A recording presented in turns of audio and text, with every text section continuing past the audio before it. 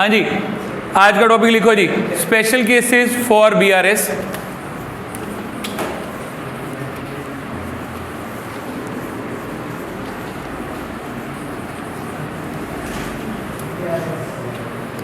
तो आज जो हम सीख रहे हैं वो बीआरएस के कुछ स्पेशल केसेस कर रहे हैं, और ये जितने भी स्पेशल केसेस हैं, इन स्पेशल अभी तक जो जब मैं बीआरएस का क्वेश्चन करता था ना, सारे केसेस बिल्कुल सिंपल होते थे। मैं सिंपल क्या कर रहा था, प्लस, सिंपल मैं क्या करता था, माइनस। कभी भी हमें अमाउंट से रिलेटेड दिक्कत नहीं आती थी। बट आज क्या हुआ, क्वेश्चन में अमाउंट की फाइट भी है। कैसे फाइट है, उसके लिए हम लोग इसके स्पेशल केसेस फॉर बीआरएस सीख रहे हैं। आप लोगों ने उम्मीद है फॉर्मेट बना लिया है, ठीक है जी। तो पूरे पेज पे फॉर्मेट बना दो।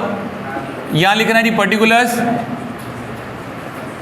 प्लस और माइनस। अब जो आज जो हमने केसेस करने हैं ना, इसके अंदर क्या प्रॉब्लम आने वाली है, जब हम अभी बीआरएस बना लेते तो हम सिंपल करते थे, देख लेते थे चीज़ कैश बुक में प्लस हुई है, बैंक ने नहीं करी तो माइनस, हमने माइनस करी है, बैंक ने नहीं करी तो प्लस, बैंक ने प्लस किया तो हम भी क्या करते थे, प्लस, बैंक माइनस करते तो मैं भी क्या कर रहा था, माइनस। बट आज जो केसेस है इसके अंदर प्रॉब्लम पता क्या आएगी, इसके अंदर ना बैंक ने थोड़ा सा अमाउंट प्लस कर दिया, थोड़ा सा रह गया, थोड़ा सा अमाउंट माइनस कर दिया, थोड़ा सा अमाउंट रह गया। तो मुझे क्या करना है, इस पूरी की पूरी बीआरएस को बनाते हुए मुझे ना सिर्फ दो अमाउंट के चक्कर में भागना है। मैं सिर्फ दो ही अमाउंट के चक्कर में भाग रहा हूं। एक वो अमाउंट जो क्लियर नहीं हुआ, दूसरा वो amount which is cleared after the date. मतलब क्वेश्चन में लिखा होगा कि prepare a bank reconciliation statement for the year ending on 31 March. तो मैं सिर्फ उसी अमाउंट को प्लस और माइनस करूंगा जो क्लियर नहीं हुआ या जो डेट के बाद हुआ, क्योंकि जो अमाउंट क्लियर नहीं हुआ उसी नहीं तो हमारी बुक के अंदर क्या लेके आया, डिफरेंस। तो मैं अब से दो अमाउंट के चक्कर में भाग रहा हूँ। कौन कौन से दो अमाउंट है, एक जो क्लियर नहीं हुआ या जो डेट के बाद हुआ। पहले हेडिंग लिखते हैं, फिर उसके केसेस स्टार्ट करें। लिखो जी पहले आज की first heading, cheques issued but not presented for payment.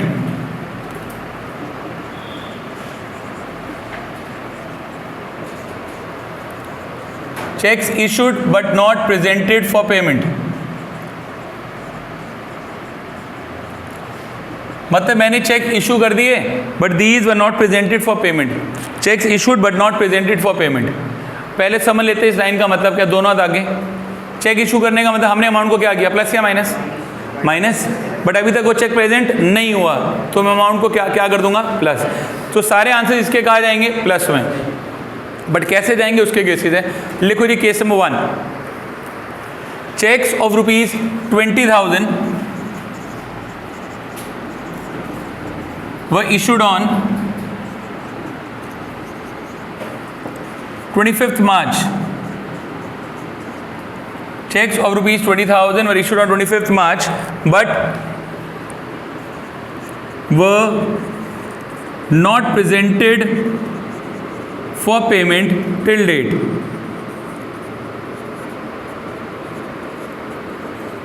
Checks of ₹20,000 were issued but were not presented for payment till date.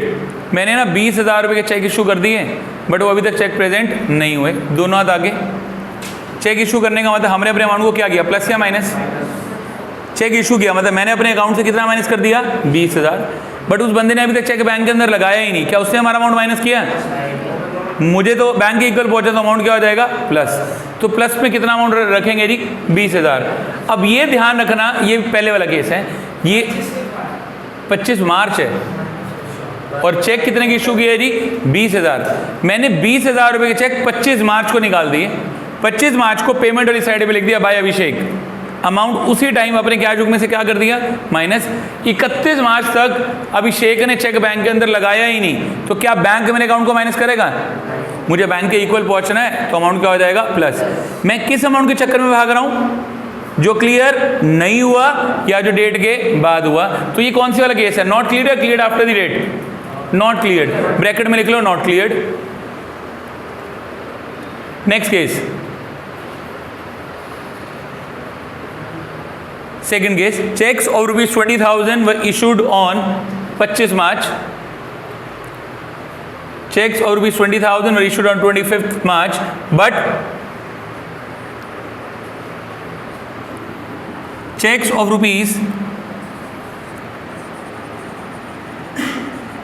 ₹8,000 were presented for payment till date.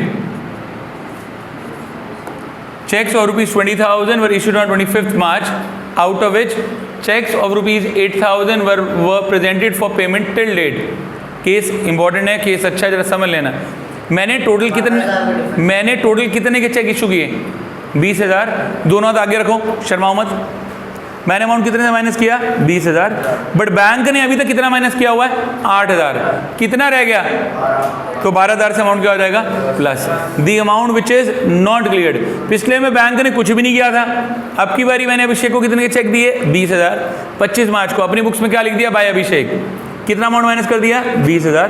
But अभिषेक ने अभी तक बैंक के अंदर कितने के चेक लगाए हैं? 8,000। तो बैंक को मेरा डिफरेंस कितना है? 12,000। तो 12,000 से अमाउंट क्या चीज हो जाएगा? प्लस 12,000। नेक्स्ट लिखो जी, case number 3। Cheques of rupees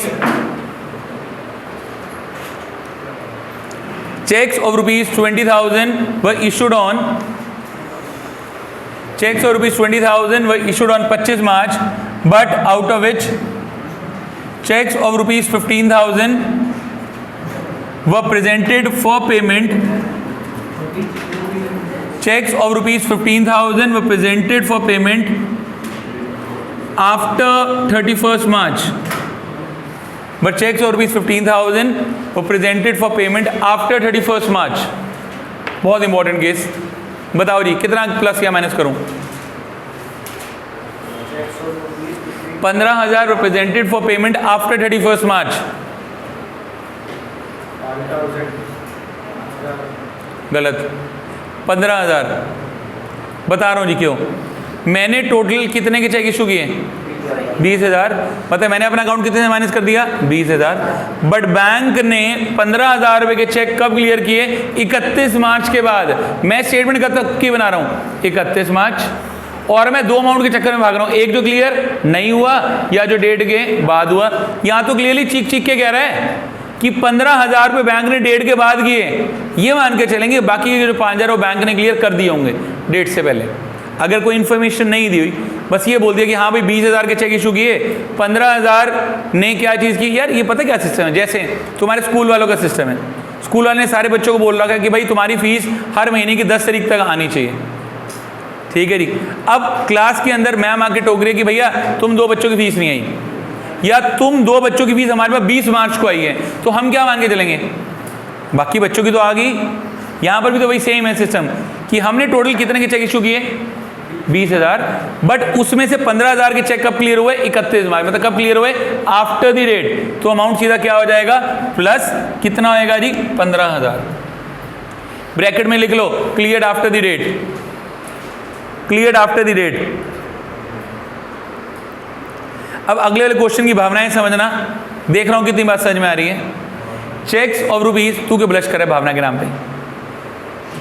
checks of rupees 20,000 वह इशूड ऑन, घर से किसी का नाम तो नहीं है? अच्छा sorry. Cheques of rupees 20,000 were issued on 25 March, out of which checks of rupees 15,000 were presented for payment. Checks of rupees 15,000 were presented for payment before 31st March. वो presented for payment before 31st March. अब बताओ जी क्या करूं? Very good. क्यों 5,000 plus? क्योंकि मैंने total कितने के चेक बैंक के अंदर जमा कराए? 20,000। मतलब 20,000 से अकाउंट क्या कर दिया? माइनस। बैंक ने 31 मार्च तक कितने के चेक क्लियर किए हुए हैं? 15,000। कितने के रह गए? 5,000। तो 5,000 से अमाउंट क्या हो जाएगा? प्लस। वही मैं कह रहा हूं, इंग्लिश समझिए। बिफोर 31 मार्च मतलब डेट से पहले, आफ्टर 31 मार्च मतलब डेट के बाद। क्लियरली वही अमाउंट गिवन है। अब मैं यही सेम क्वेश्चन है डेट के साथ थोड़े से पंगे लूंगा जिससे आपको दिक्कत आएगी। नेक्स्ट लिखो, checks of rupees 20,000 were issued on 25 March. Checks of rupees 20,000 were issued on 25 March, out of which checks of rupees 20,000 were issued on 25 March, out of which checks of rupees 11,000 were presented for payment on 2nd April. Were presented for payment on 2nd April. कहिए को अप्रैल, 2 अप्रैल को। बोलो amount. बहुत बढ़िया भाई। कितना? 11,000 रुपये plus. क्यों? हाँ, क्योंकि ये जो 11,000 रुपये क्लियरली चीख के कह रहा है, बैंक ने 11,000 रुपये कब क्लियर किए? 2nd अप्रैल। ये 31 मार्च से पहले, 31 मार्च के बाद है। This amount is cleared after the date. 2 amount के चक्कर में भागना, एक जो क्लियर नहीं हुआ या जो डेट के बाद हो। 2nd अप्रैल को अंडरलाइन करो, ब्रैकेट में लिखो आफ्टर द डेट। तो ये अमाउंट कब क्लियर हो गया? After the date. मतलब मैंने कितने के चेक इशू किए? 20,000। तो अमाउंट कितने माइनस कर दिया? 20। बट बैंक ने 11,000 रुपये कब किए? डेट के बाद। तो डेट के बाद करा तो अमाउंट क्या हो जाएगा? प्लस कितना जी? 11,000। Next case, cheques of ₹20,000, checks of ₹20,000 were issued on 25 March, out of which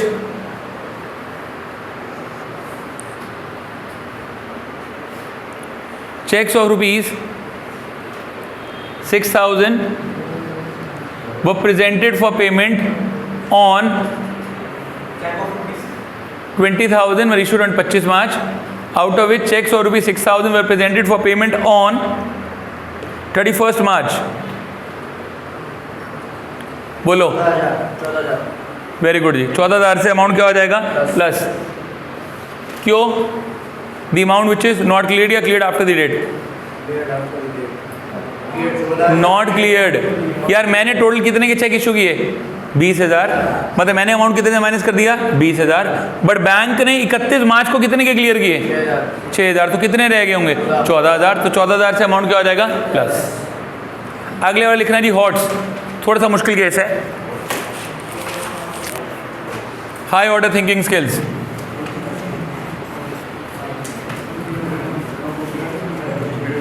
लिखो जी, checks of ₹10,000 were issued on 25th March, out of which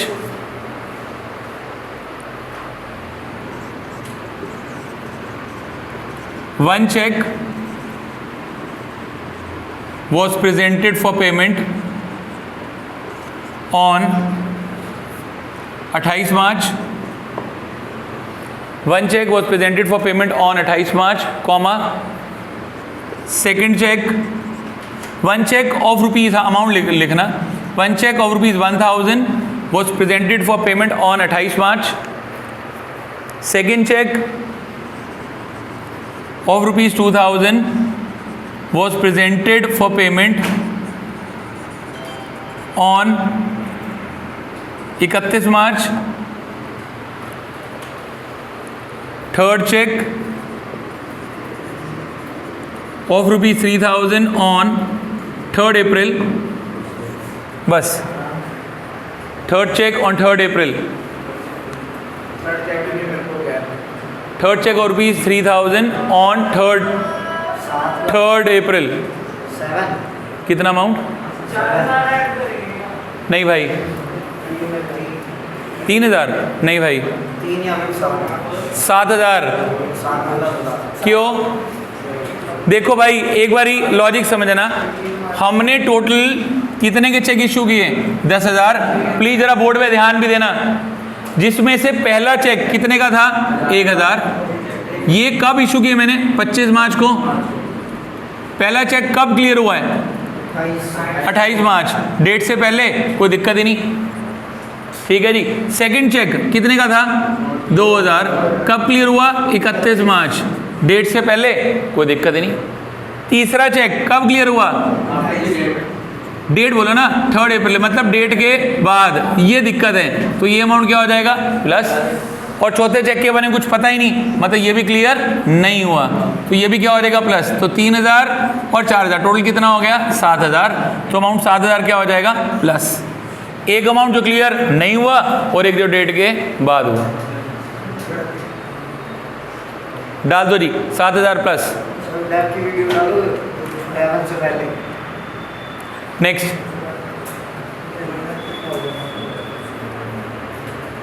अगला केस खुद ट्राई करेंगे, थोड़ा सा मुश्किल है। I had issued 4 checks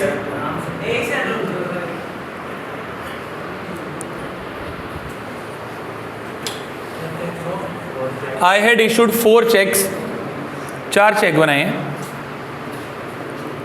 of rupees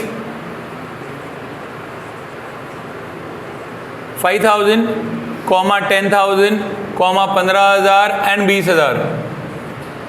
I had issued 4 checks of rupees 5,000, 10,000, 15 and 20,000 on 25th March. On 25th March, out of which the first check was presented for payment on 31st March. English समझनी है। The first check was presented for payment on 31st March. Second check after 31st March. Second check after 31st March.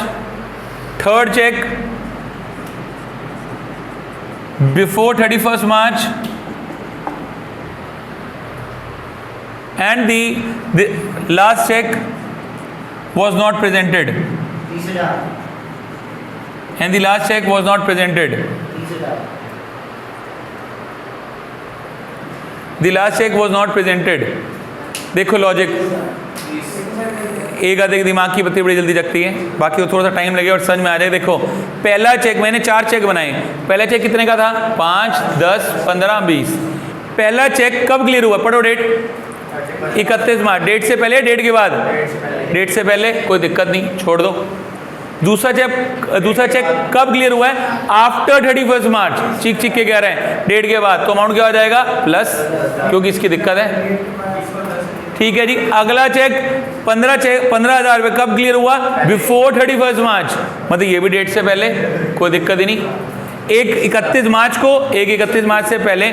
और last वाले के बारे में, last वाला present ही नहीं हुआ, तो ये भी क्या हो जाएगा? प्लस। तो टोटल कितने हो गए? 30,000 प्लस में डाल दो।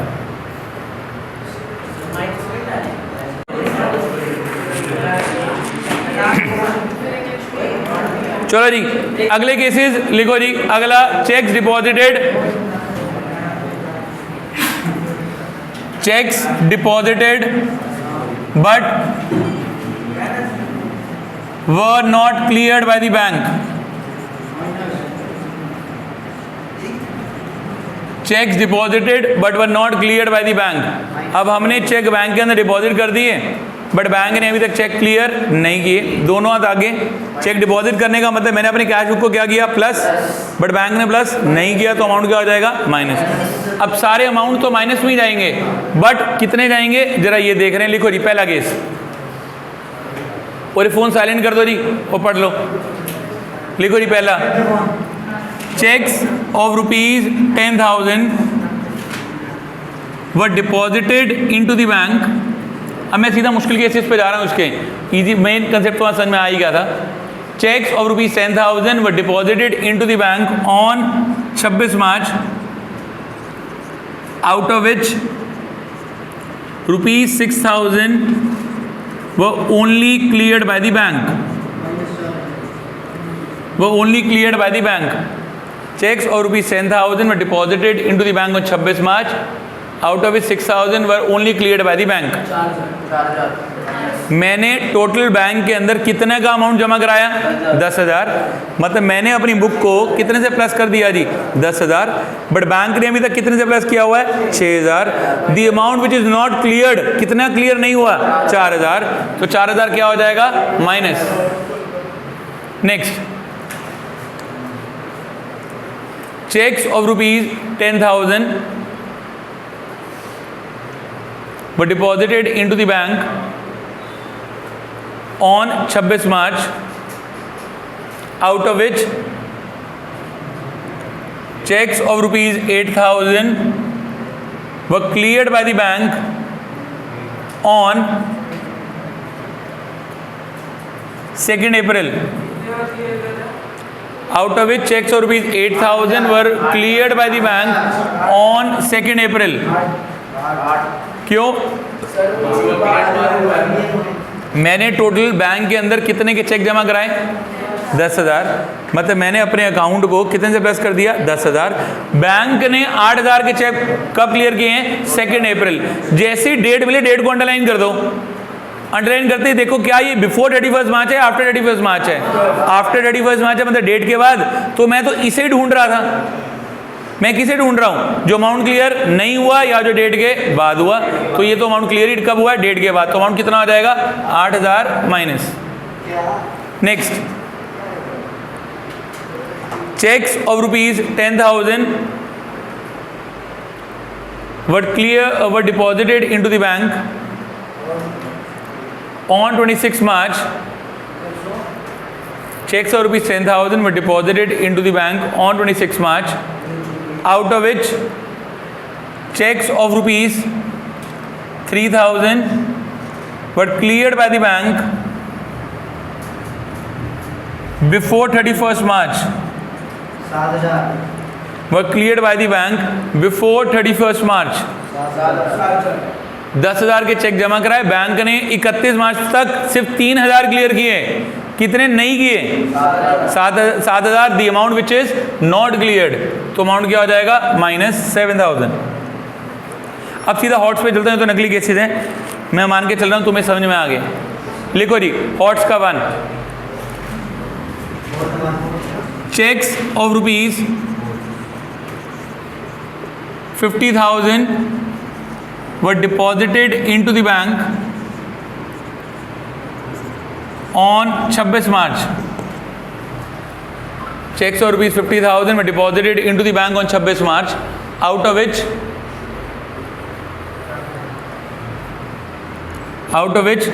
the first check of rupees 5,000 was cleared on 29th March.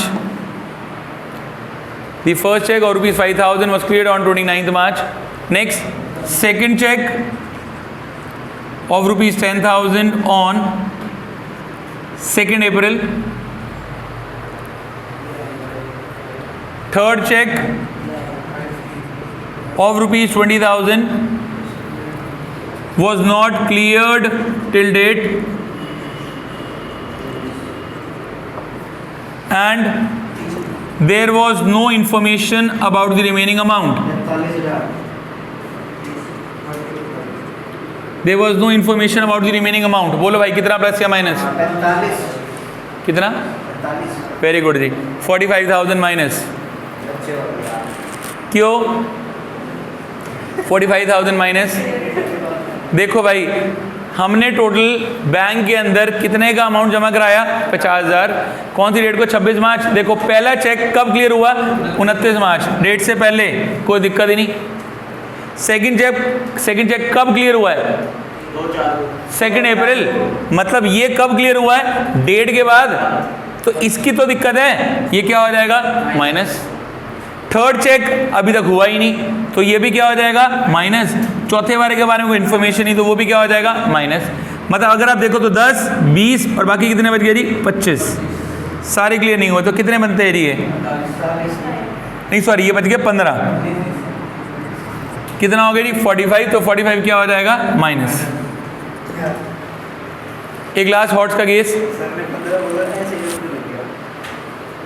I had issued 4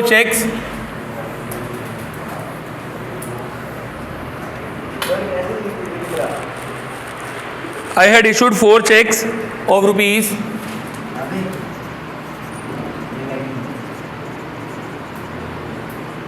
2,000, 3,000, 4,000 and 5,000. Issued I had deposited 4 checks of rupees 2,000, 3,000, 4,000 and 5,000. मैंने 2, 3, 4, 5 I had issued 4 checks of 2,000, 3,000 and 4 and 5,000 on 26 March. The first check was not cleared. The second check was dishonored. Dishonour होने का मतलब clear हुआ या नहीं हुआ? ये भी नहीं हुआ, minus. The third cheque was cleared on 31 March. There was no information about the fourth one. 10,000. There was no information about the fourth one. 10,000 रुपये प्लस या माइनस?